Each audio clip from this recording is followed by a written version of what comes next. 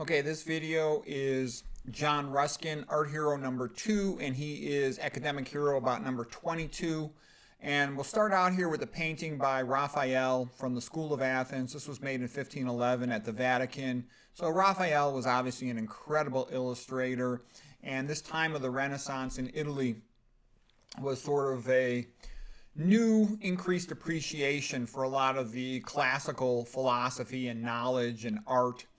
And out of Constantinople, philosophers and writers and scholars were coming to Italy, to Athens, and they brought a lot of new knowledge with them. And the Medici family, had paid for translations of these ancient Greek and Roman books. And Raphael had advisors at the Vatican that helped him to understand the whole history of philosophy. And this painting is a great celebration of that. And these were in the signature room in the Vatican. And on one wall was the philosophy, as we have here, this painting, School of Athens. Right across from it was the School of Poetry and Song called Mount Parnassus. And then there was also the School of Theology on another facing wall. And the person we're going to talk about here is John Ruskin. And he was actually offended by this. I'll explain why just with the next slide or two here.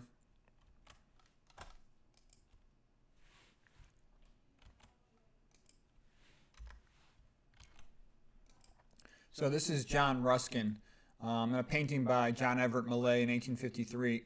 And he was from Scottish origin, sort of that Scottish Presbyterian Calvinist background, real self-righteous. He was also a genius. He was also crazy. And in my experience, I've studied tons of these geniuses. All of them are a little bit crazy and a little weird, and you have to forgive them that, or you won't have any geniuses to study. So instead of just enjoying the fact that he was a multimillionaire back in the Victorian age, he actually felt an obligation to try to make England better. He was very distressed by how miserable and terrible the conditions were for the poor in the workhouses and the factories. And he's sort of like what Charles Dickens was to literature. And Charles Dickens had grown up very poor and had to be in the poorhouses for a little while and have to work at a young age, drop out of school. Ruskin sort of is similar to that. This idea of the Industrial Revolution for the poor people was a disaster in England.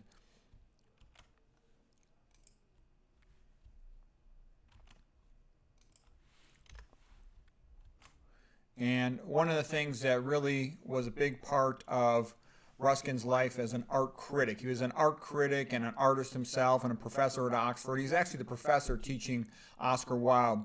So this artist here, John Everett Millais, is one of a group of the PreRaphaelite Brotherhood. The PreRaphaelites were a group of artists who felt that since the time of Raphael, art was going downhill, that the artists were just trying to make a quick, fast buck with a portrait and make people look beautiful, and that there was no meaning in their art, and it was very superficial. So the PreRaphaelites were sort of a throwback to a more sincere form of art, more true to nature, more realistic. And they also painted a lot of scenes from King Arthur and a lot of scenes from Shakespeare. So this is the painting of Ophelia, of course, from Hamlet. And you can see it's rather magnificent, the detail of Ophelia here. This was actually a model who was in the bathtub while Millais painted her, and then the incredible painting of the nature. So this was a rather incredible painting, and this is some of the things that Ruskin really emphasized. Being true to nature and painting things of historical significance were things that he really appreciated and encouraged. And he helped out, because Ruskin was very famous at this time, and he made a great speech in defense of the PreRaphaelites, and with his approval they became very famous and sold a lot of their paintings, whereas before that they were not too successful.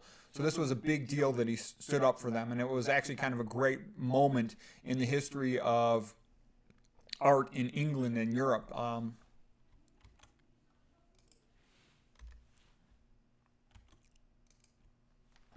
So here's a typical quote from Ruskin: "All art is either instruction or infection." He was really self-righteous and kind of a pain in the butt in some ways, but that's also what made him fun and made him great. He was quite world famous for a while there in the 1800s, and he did a lot of good things. So he's like the polemical prophet of art criticism and art history. One compliment from Ruskin and a painting would sell big. He used the art history a little bit like Plato, not quite as certainly as influential as Plato, but he's sort of in the middle of all kinds of art history and art criticism. And he'll have all these rantings, which you could almost mock him, but you can't help liking him or admiring him. He stood up for a lot of good things, and then he's funny too, because he's a Protestant, and then he traveled around Europe seeing all the art, and he would keep on trying to praise the Protestant artists, but it's kind of a joke because the Catholic artists were so much better. And the PreRaphaelites, being Protestants of England, were starting to show that Protestants could be great painters as well. But it would be funny when he would praise some relative lightweight painter like Turner in England, and try to put him up at the same level as the Catholic Italian painters, which is ridiculous. Raphael and Michelangelo and Caravaggio. Augustus Welby Pugin was the big leader of Gothic architecture revival. So Ruskin noted all these poor people and these factory conditions are like humans in like animal cages. And Pugin also was a big proponent of the Gothic cathedrals were so much more beautiful than these ugly Protestant, churches and living quarters. William Morris was the person, along with Dickens, trying to improve social conditions for the poor who were sort of crushed by the industrial age in Victorian England, mid-1800s and whatnot. So like Charles Dickens would be writing about the poor, writing his books about the poor, William Morris and Ruskin trying to form social programs to help them. And this was a time when there was sort of an awareness of this transition. Victor Hugo was a magnificent writer in France, Dostoevsky in Russia, sort of where is society going? Are we going to be a society where we help each other and care about each other, or are we going to be sort of a brutal survival of the fittest type society? And that was sort of playing its way out in the mid to late 1800s. Thomas Cole and the Hudson School of Art are somewhat reminiscent of the Pre-Raphaelite Brotherhood in art, and that's a topic for another day. But there was this magnificent, almost Renaissance-like moment in art in the mid-1800s, and Ruskin was sort of leading this new appreciation of great art that had passion and meaning in it and symbolism in it. So I'm going to read you now a quote from Ruskin's speech, which is a rather incredible speech.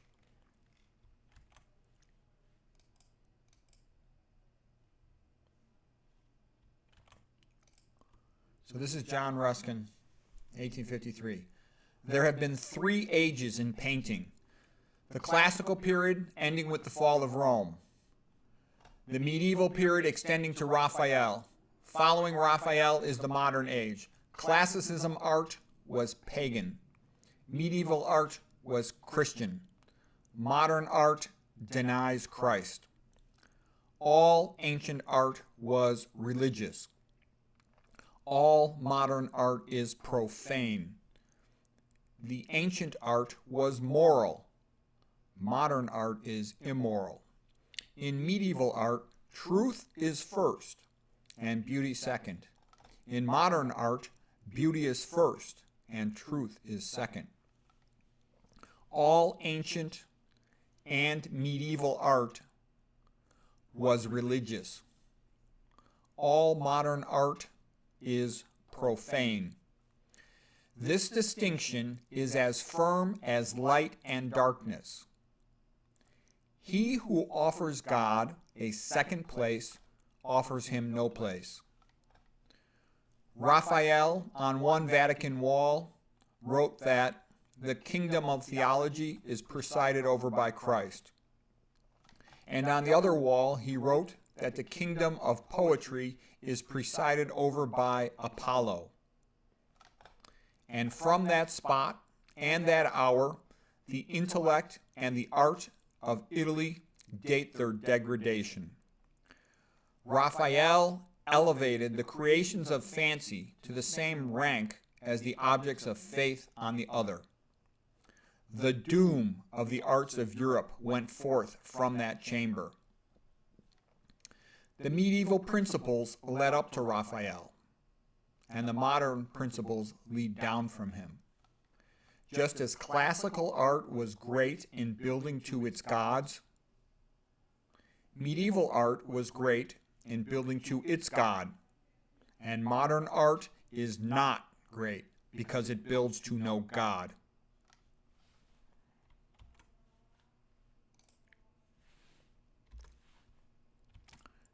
So here's just some of the paintings to get a sense of them. This is one of the Pre-Raphaelite Brotherhood of Protestant painters in England in the mid-1800s, William Holman Hunt. This painting is called The Light of the World.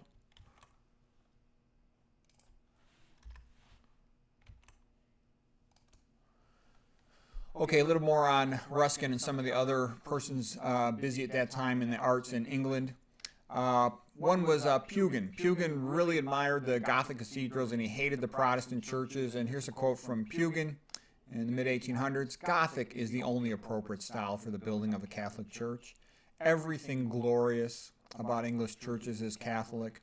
Everything debased and hideous is Protestant.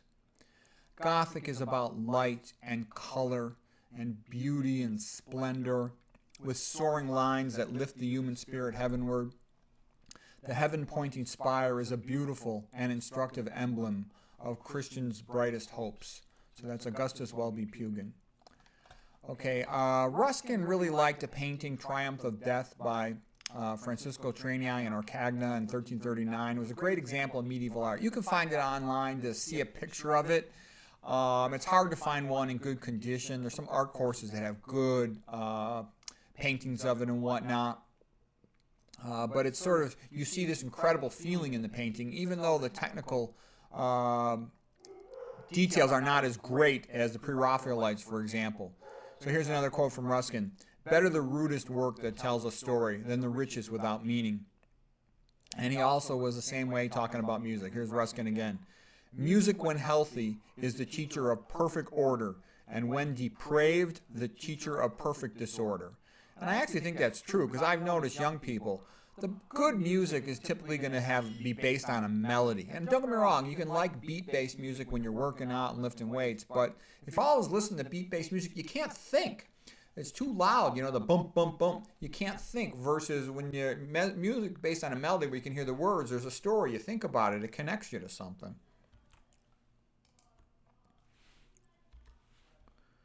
So here is, some more of these paintings. And this is the Lady of Shalott by John William Waterhouse, influenced by the Pre-Raphaelite Brotherhood. This is part of the story. This is a lady who was in love with Sir Lancelot. So a lot of what they did, too, had to do with the, the King Arthur and the Round Table stories, the chivalry and sort of this pride in England's history.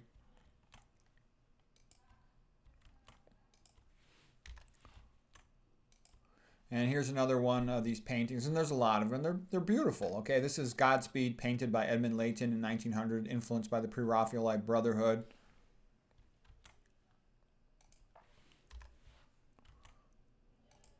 And here is Meeting on the Turret Stairs, also sort of the King Arthur legends. This by Frederick Burton in 1864. And you can see the incredible, realistic detail, the emotion, the story of it. And there's a whole bunch of these. They're magnificent.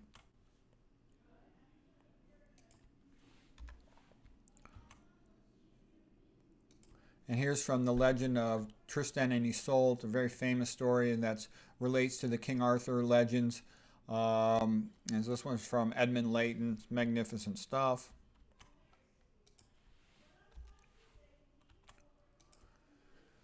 So Ruskin was right. He did a good thing. He helped out these poor, struggling young artists, the Pre-Raphaelite Brotherhood, and it brought about a renaissance in great, beautiful painting in England in the 1800s, and usually, I would say that the Protestants kind of stink at art. Their cathedrals in general stink. Most of their art had stunk, but now, wow, they did incredible work after, Ruskin gave them a couple pep talks.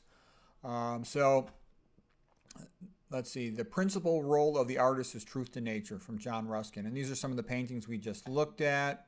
There's some artists that were great in the 1900s on a similar type of work. Norman Rockwell, Arnold Freeberg, Don Troiani. Robert Bateman was a nature artist, but still this magnificent realism and the emotional and the symbolism is all fantastic. And I admire Ruskin. He was a multimillionaire. He didn't have to do anything for anybody. He could have just enjoyed his wealth. Instead, he went around trying to help everybody. He was very nice. And he was kind of fun, especially when he was young. He was a really energetic writer, sort of a Bible-thumping prophet. And of course he overreacted and was emotional, but that's partly what made him so entertaining. Ruskin, in his own way, was trying to save the world as he saw it. He felt that this destruction of the poor, grinding them into the ground in these factories, was not a good thing and was not necessary. He felt that, England was sort of in a spiritual war, if you will, between a culture of life and a culture of death. And the culture of life is like love of family and creativity and craftsmanship. He admired the craftsmanship of the Gothic architecture in comparison with the serfdom-like labor he saw in the industrial factories of that time and all the pollution. And he also noted that the houses the people lived in, they were like little more than animal cages. He thought it was disgusting. And I thought, it'd be nice if the modern world, tried to make things better rather than subjugated the rich people of our time. Back in the 1400s and the 1500s, the Medicis funded all this art, this incredible stuff. And then later, the papacy, like Pope Julius, for example, whatever you want to say about Pope Julius, he rebuilt the Vatican, and he had Michelangelo and Raphael make the most magnificent paintings of all time. Usury was considered a sin, and the Medici family, in a sense, were trying to buy their way out of hell by patronizing the arts and education of that time in the Italian Renaissance. I joke that given that indulgences built the Renaissance art, and from Botticelli to Michelangelo to Raphael, I wish they would start selling indulgence again, Okay, Ruskin's quote, "The teaching of art is the teaching of all things." I talked about the paradox of Ruskin, that he was a Protestant and he just would go into conniptions trying to claim that Protestant art was as good as Catholic art.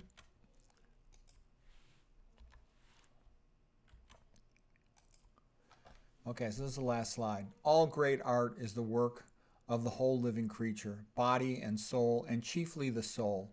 Truth, beauty, and religion are bound together. John Ruskin. He continues.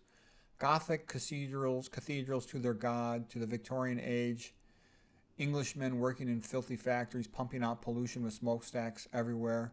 And now here's one of my favorite quotes from John Ruskin. Because he saw the Middle Ages built these magnificent cathedrals, the best buildings ever made. There were Renaissance artists in the 1400s that were incredible, better than any artist of the current time, like I showed in a previous recent talk, Rogier van der Weyden. Incredible stuff. Okay, so here's the quote from Ruskin that I love. They didn't live in the Dark Ages, we do. That ability to see outside of one's time, because he had studied so much art and traveled so much, he knew what was out there. Ruskin continues, industrialism is more than an age of machines. It turns men into machines.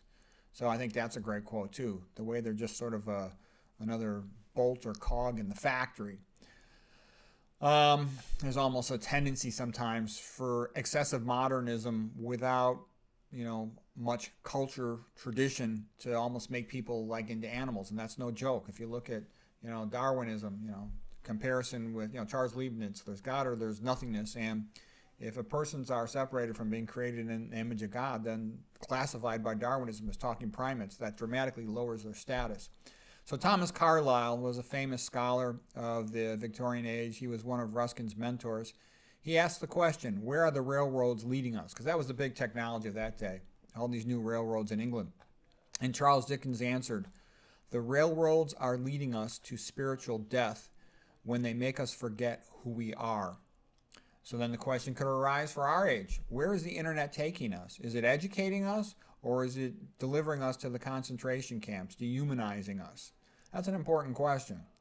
Okay, a little bit more about Ruskin when he was a professor at Oxford, and Oscar Wilde was a student and friend. Oscar Wilde really admired Ruskin, and here's just some of the nice things Oscar Wilde used to say about Ruskin. The dearest memories of my Oxford days were my walks and talks with you. From you I learned nothing but was good. There is something in you of the prophet, the priest, and the poet, and to you the gods gave eloquence such as they have given none other, so that your message might come to us with the fire of passion and the marvel of music, making the deaf to hear and the blind to see. Okay, so here's just the last quote from John Ruskin. All great art is praise.